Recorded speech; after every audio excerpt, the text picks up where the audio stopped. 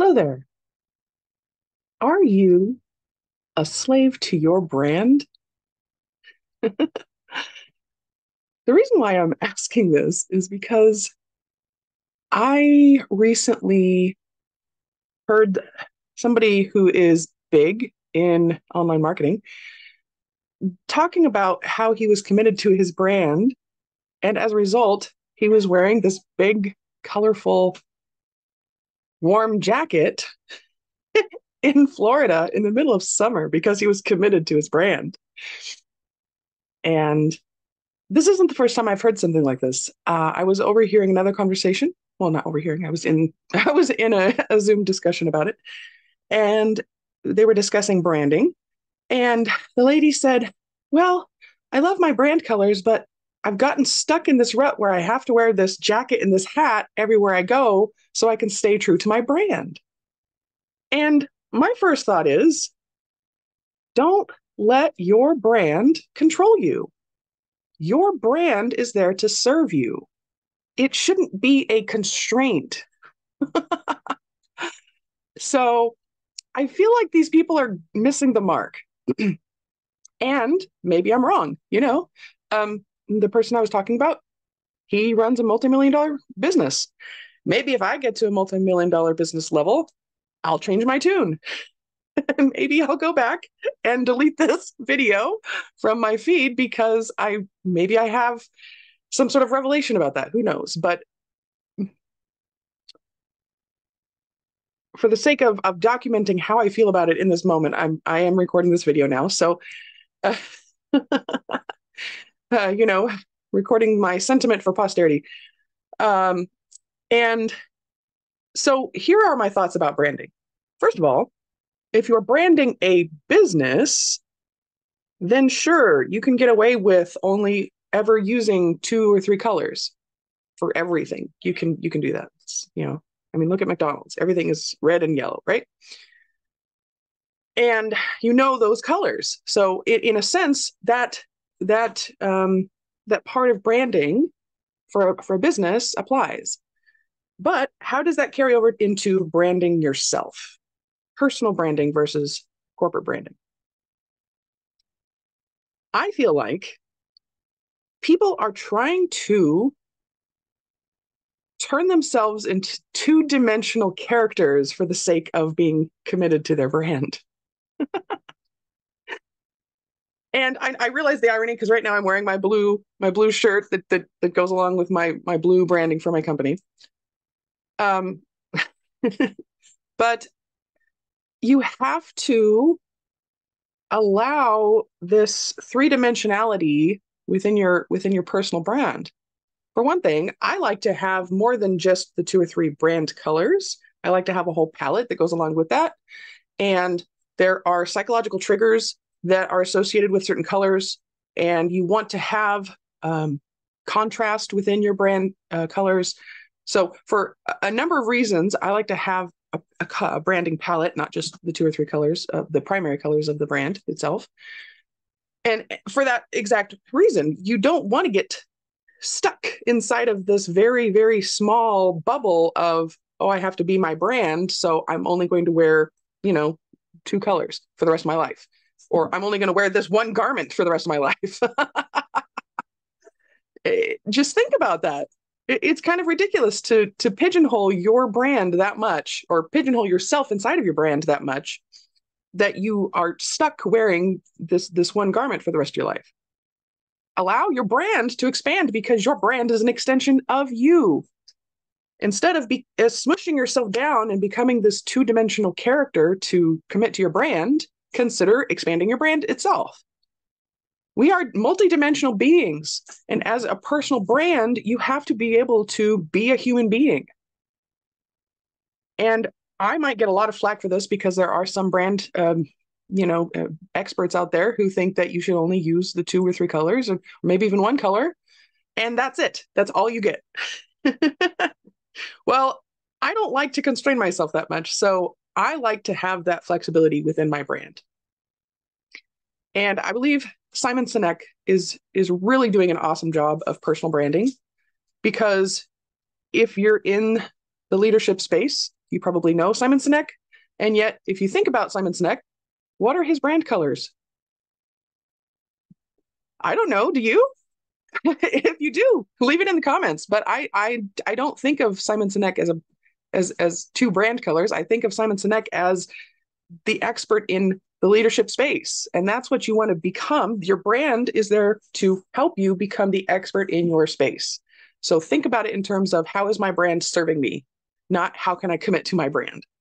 If you are a personal brand, you are intrinsic to your business. You're the face of your business. People don't like, I don't know the name of Simon Sinek's business. Do you? The name of his company. Do you? We know him as Simon Sinek. So that's personal branding. If you want to go the company branding route, then by all means, do it that way. And in that regard, you're not constraining yourself inside of that because it's not a personal brand, it's a company brand, it's a corporate brand. It's the company itself that has this image. I feel like more and more personal branding is becoming more and more important and more relevant, especially in the tide of AI, where everything is becoming hyper generic. Personality and connecting with an actual person is becoming more and more at the forefront of branding. Because if you're building your tribe, you're building your brand, you're building yourself as a brand, it's kind of a different process than just corporate branding, because corporate branding, you can walk away from that. You're not tied to that. And that entity will stand on its own without you there. You can extricate yourself. You can sell off the company to somebody else. And that company will still exist, and that brand will still exist. There are pros and cons to personal branding. It's harder to sell off your business if that's what your aim is eventually. If you are your business, if you are the face of your business, you're kind of entwined in your brand itself. So think about that strategy going into it, and think about the implications of if my personal brand continues for X number of years, how am I going to live inside of that brand without feeling too constrained or feeling so much pressure from having to commit to your brand that you walk away from it or dissolve the company because you're sick of it or do a rebranding because you're sick of wearing this jacket and this hat everywhere. I, for one, am not going to become a two-dimensional character. I like the fact that I have dimensionality, and I extend that dimensionality into my branding and into my graphics and everything that I do. I think it's also very ironic that during this time where personal branding is becoming more relevant and more universal, at the same time that this is happening, AI is going from a two-dimensional space, in other words, on your computer screen, it's extending itself into the three-dimensional space. It's taking over everything we do. It's taking over jobs. It's taking on a personality. It's taking on your personality. It's becoming grander and more in depth. And it is trying to become 3D as we are trying to become 2D. I just find that concept stirring and ironic and amusing. So that's why I wanted to jump on today to talk about that concept of branding and how are you branding yourself. And here's another point. Because you're trying to commit to your brand, right? You don't want your brand to not be a good representation of you. Okay, one last example I wanted to share. I was taking this 5-day challenge from a brand expert, and she gloated about the fact that one of her clients what she did for him was she made his brand colors green and orange to represent certain things to attract the right people, and he hated it. He hated it so much. Now, maybe she did a good job of selling those colors to him and saying, well, if you want to attract your right people, you need to use these colors, and you just paid me, $50,000, so you need to just follow the program. And maybe for the time being he was okay with this, but in the long term, do you think he's still going to keep those branding colors? Hell no.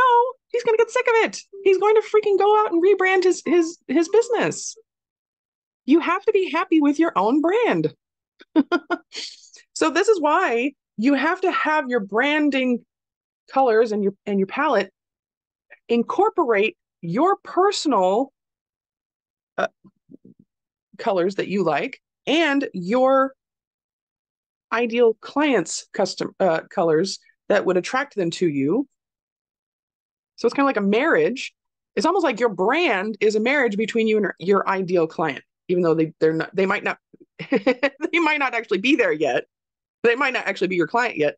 The whole point is to marry those two things together. And I feel like there is definitely a process that you need to go through to figure out your brand palette colors, not just your primary branding colors, but your palette colors, because maybe your favorite color is going to be the accent color, the highlight color within that palette.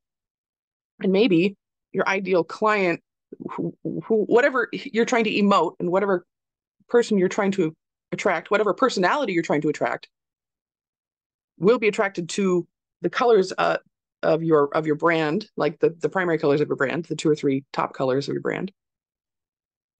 So maybe those are client based and emotional based, because so each color has a different emotion attached to it, different traits. Different people would be attracted to different colors based on their personality, because that aligns with their emotional characteristics. And so that's why you have the end user in mind when you're creating your brand colors, but you also want to inject your own personality into it, especially if you are creating a personal brand. It is personal to you. It is a projection of you. Your brand should be a projection of you out there in the world, so that before people even know who you are, if they see your brand, they know subconsciously what you're about, what you represent, and what you can do for them. So think about all of this when you are creating your own personal brand. And I hope this was useful. I hope this didn't piss off too many people. And like I said, maybe in the future, I will have a completely different take on branding. But for the time being, this is where I'm at. And that's my 2 cents. So take it or leave it. Thank you so much for watching, and have a great day.